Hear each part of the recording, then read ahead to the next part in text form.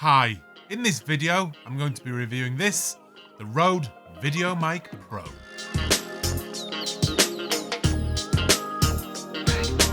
Hi, I'm Adam and welcome to First Man Photography, the channel that will help you take your photography to the next level. If you haven't done so yet, head over to firstmanphotography.com, fill in your details to join the email list, and I'll send you a free copy of the ebook on how to capture perfect exposure every time.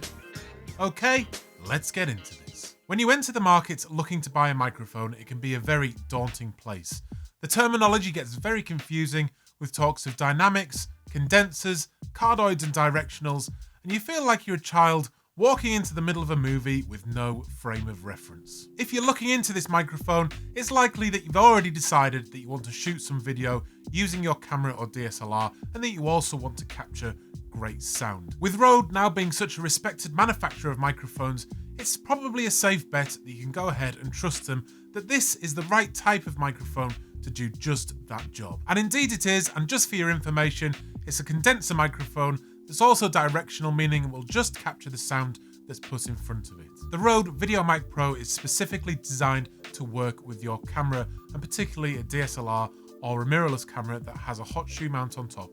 Because as you can see, the hot shoe mount here slides on top of your camera, and then it has a 3.5mm jack that plugs straight into your camera or your portable audio sound recorder. It comes with this included shock mount that will go some way to remove some of the clicks and sounds that may naturally occur on your camera, like the focusing or the zooming. If you buy this microphone today, it will ship with a slightly improved Rycote Lyra shock mount. So let's do a quick sound test to show you the quality of this microphone, and if you're still in any doubt as to whether you need an external microphone for your camera, hopefully this will demonstrate that you do. So this is without the Rode VideoMic Pro, and this is just capturing my voice using the onboard microphone of the camera. And as you can hear, it's pretty tinny and unpleasant to listen to. And I started talking about this on my... Hang on. I talked about the importance of capturing good sound on the video that I put up on Sunday, which was how to make a YouTube video. I'll put links for that in the description down below and up there for you to check out afterwards. So this is the Rode VideoMic Pro attached directly to the camera, and I'm sat about 1 meter away.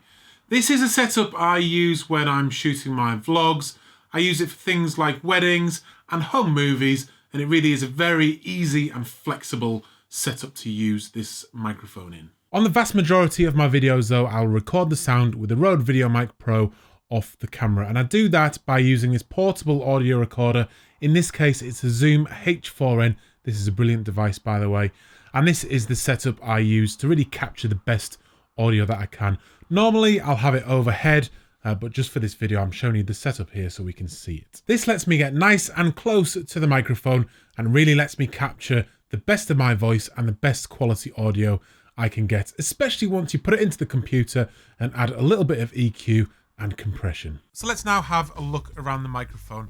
It has this foam cover with Rode written on the side. The actual microphone is inside this foam cover, and that can't be removed. It sits nicely on the shock mount that I've already mentioned and has this short wire that plugs into your camera. In other reviews, this is mentioned a lot that this wire is flimsy, and whilst it's certainly not robust, I've had this for a number of years now and I've never had any issues with it breaking or even close to fraying or snapping. We can then go round the back to where we have the controls for the microphone. We have the switch here, and this is where it reveals the real big selling point of this microphone, because it has a 20 decibel gain boost built into the microphone, which means that you can turn the gain down on your DSLR or mirrorless camera, and that really, what that does is reduce the noise in your sound, because the sound quality or the sound circuitry within your camera is not particularly good, so it often is very noisy if you have to turn the gain right up. So you can turn the gain down on the camera, put that 20 decibel boost on here, and it produces a lovely clean sound. You can also slide that switch the other way to reduce the gain by 10 decibels, which is good for capturing really loud audio like live music or concerts. It also has a high pass filter which does a really good job of reducing those low end noises. So things like traffic, air conditioners and other background noise, it will remove that from the sound within the microphone, presenting that much cleaner sound on your camera. These features are killer features for this microphone, and really a big reason why it's become so popular and people keep going out and buying this microphone. These features do, however, require power, and that brings me on to the one downside of this microphone. It's a portable microphone, so it has a battery to power it. And that's a 9-volt battery that goes into the front here, and it has a claimed usage of 70 hours. Despite that though, it doesn't have an auto off feature, so if you leave it switched on after you've used it, when you come back to it a day or so later, you might find that the battery has drained dead, and you might then miss your shot, miss the moment. And that's happened to me a couple of times, and it's particularly frustrating because you then got to go away from whatever you're doing and go and buy a new battery. I've now overcome that though by just accepting the fact that it can happen. So I carry 2 or 3 of the 9-volt batteries around with me to stop it ever happening again. There are smaller and cheaper alternatives out there, and also video microphones that don't require power.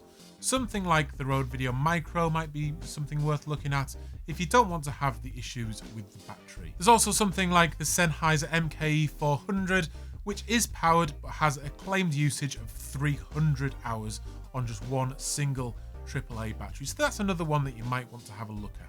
So I hope you enjoyed this video. I'll put links to everything that I've discussed in the description down below, and you can check them out. If you haven't done so already, please do subscribe to the channel, where I'm putting videos up every Wednesday and every Sunday, and I really think it can help you take your photography to the next level. I'll see you on another video very soon. I'm Adam. This is First Man Photography, out.